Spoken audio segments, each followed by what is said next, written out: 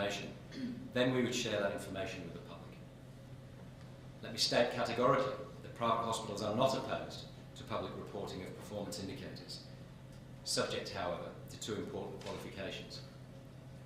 Firstly, there must be genuine engagement and consultation with the private sector about what is reported, how it is reported, and to whom it is reported.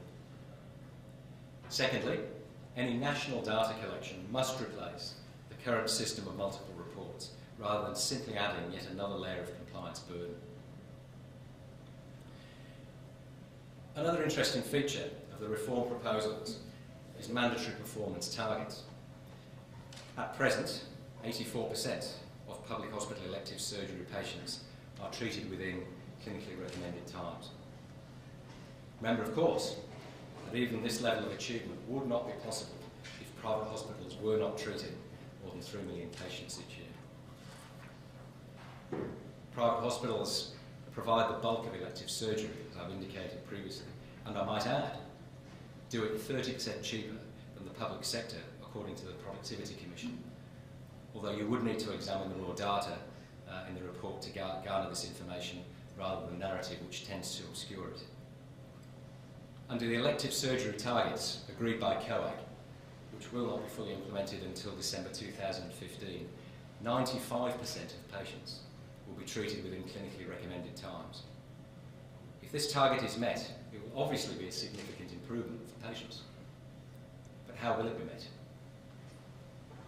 The additional funding for surgery provided to the states will pay for 22,000 surgery procedures by 2013-14, when the additional funding ends. But based on current growth rates in demand for surgery, we estimate that the states will have to provide around 123,000 additional procedures by 2014-15 to meet their targets. One option, of course, would be to develop policies that promote greater leverage of personal contributions, either through private health insurance or other means, allowing greater access to private hospitals, thus reducing the burden on the public hospital system. Another option is to use the skills and expertise of the private hospital sector in the public environment. There has been mention of using private hospitals in this context, and there now needs to be serious engagement with the private sector about how this might be achieved. And this engagement should move away from the traditional short-term ad hoc use of private hospital capacity. For example, imagine a progressive local hospital network that realised it could partner with an efficient private provider who could provide specified surgical services at a lower cost than the network would.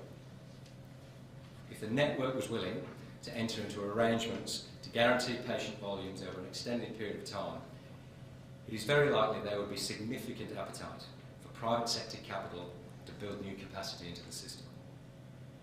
This could be a dedicated elective surgery facility that could treat public patients on contract. Given the concerns that I have just articulated, however, about the way the system will operate within the states, we are concerned that the local networks may not be given enough autonomy to develop innovative arrangements like this to develop, or that the states will not broaden their current thinking to seriously entertain such options.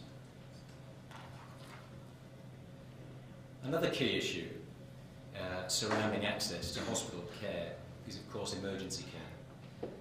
The health reform plan includes both additional funding and the implementation of operating targets.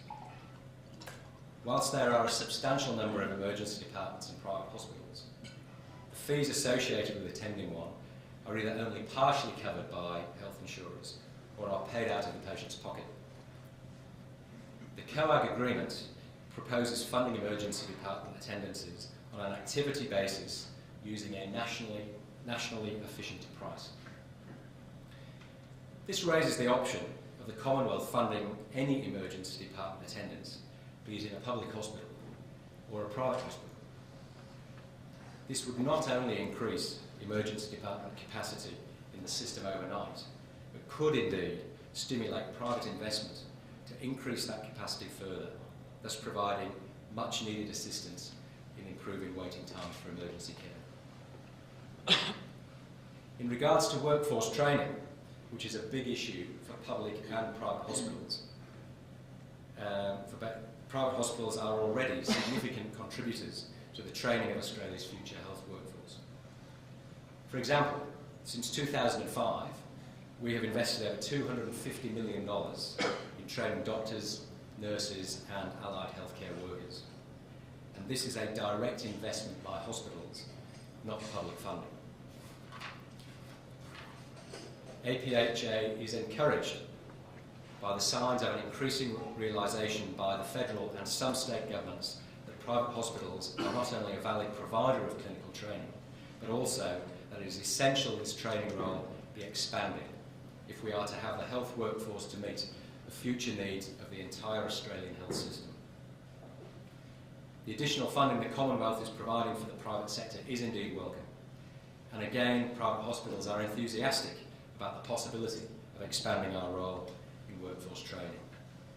This is indeed a very good example of how government and our sector can work together for the benefit of the whole system. Private hospitals have a valid role to play in health reform and want to be part of the solution. This goes beyond issues like investment in new capacity and delivery of vital services. We need to have a greater involvement in key areas like service planning, clinical training, safety and quality, and e-health implementation. But this needs to happen in partnership with the rest of the system from the beginning, not just as an afterthought. For example, buried in the COAG document is the announcement that the Victorian and the Commonwealth will lead work on the most effective cancer diagnosis, treatment and referral protocols. This will be done under the auspices of health ministers, but there is no mention of private hospitals, which deliver, in fact, the majority of chemotherapy, 55% of all surgery and treatment for major malignant breast conditions. I think we are justified in saying that the private sector has some relevant experience to bring to the table. It is also worth noting that the private hospital system is larger than the combined public systems in Queensland, Western Australia, South Australia, Tasmania, the ACT and the Northern Territory. It is the only hospital system, indeed, that operates across state borders. A genuine attempt at health reform should recognise this fact and seek to ensure deeper engagement with us. With much of the fine detail and implementation strategies yet to be determined, we believe it is not too late. In conclusion then, this first Private Hospitals Week is all about showcasing a high-quality range of services we provide in the private hospital system.